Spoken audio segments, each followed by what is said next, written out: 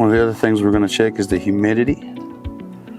Right now we're just coming into late spring, and the humidity inside is already at 45%, which is acceptable. We have a ducted dehumidifier in this application.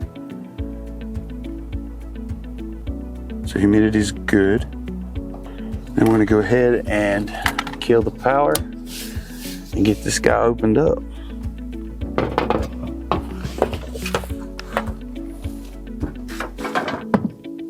Inspect all the wiring.